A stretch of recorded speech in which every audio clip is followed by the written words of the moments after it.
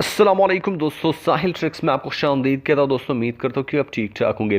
दोस्तों इस वक्त सऊदी अरबिया को कम्प्लीटली लॉकडाउन किया गया है। ये स्टेप वाइज लॉकडाउन जो है वो किया गया है, जिसे कि मैं आपके साथ पहले शेयर कर चुका हूँ।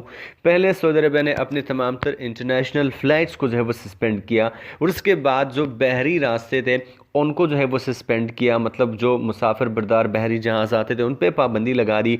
अब कल एक वीडियो मैंने आपके साथ शेयर की साहिल स्टूडियो पे, अगर आपने वो वीडियो नहीं देखी तो चाहे कि साहिल स्टूडियो पे आप उस वीडियो को देख सकते हैं। तमाम तर बसें, ट्रेनें और टैक्सी सर्विसेज को जो है वो सस्पेंड कर दिया। कुछ एक्सेप्शनल केसेस में जो है उनको इजाज़त है, बाकी तमाम तर सऊदी अरबिया को कम्प्लीटली लॉकडाउन किया गया है। अब दोस्तों यहाँ पे बहुत सारे केसेस ऐसे हैं, बहुत सारे लोग ऐसे हैं जो कि छुट्टी पे जाना चाह रहे हैं। बहुत सारे लोग ऐसे हैं जिन्होंने नया वीज़ा जो है वो लिया है, वो वापस आना चाह रहे हैं। इकामा होल्डर्स हैं जो कि अपने मुल्कों में फंसे हुए हैं, वो सऊदी अरबिया आना चाह रहे हैं। तो मौजूदा हालात को देखकर ये पाबंदी कब तक होगी, आज की वीडियो में थोड़ा सा इसके बारे में बात करने वाले हैं। तो वीडियो छोटी सी है तो इतना देख लिया तो आगे भी देख लें। वीडियो को फटाफट से लाइक मारो, चैनल को सब्सक्राइब मारो।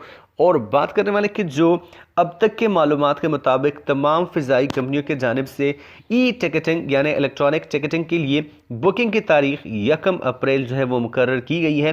ताहम ये कम्प्लीटली हालात पे जो है वो डिपेंड करता है।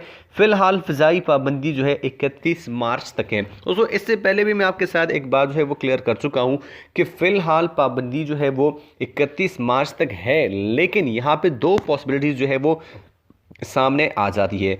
अगर हालात जो है वो बेहतर रहते हैं तो 1 मार्च से बिल्कुल इंटरनेशनल फ़्लाइट्स फिर से बहाल हो जाएंगी, लेकिन अगर खुदा न खास्ता हालात फिर से और बिगड़ जाते हैं तो इन पाबंदीज़ को जो है वो मुकम्मल तौर पे एक्सटेंड किया जाएगा। बहरहाल जो सऊदी अरबिया में रह चुके हैं, जो अपने मुल्कों में रह चुके हैं, उनको तो कोई वरी होने की ज़रूरत नहीं है, क्योंकि उनको छुट्टियाँ भी मिली है और जो मज़ीद वीज़ा उनका एक्सटेंड होगा उसकी फ़ीस भी माफ़ हो चुकी है। तो बहरहाल आप जहाँ भी हो सेफ़ रहिए, अपने घरों में रहिए, ज़्यादा बाहर ना निकले।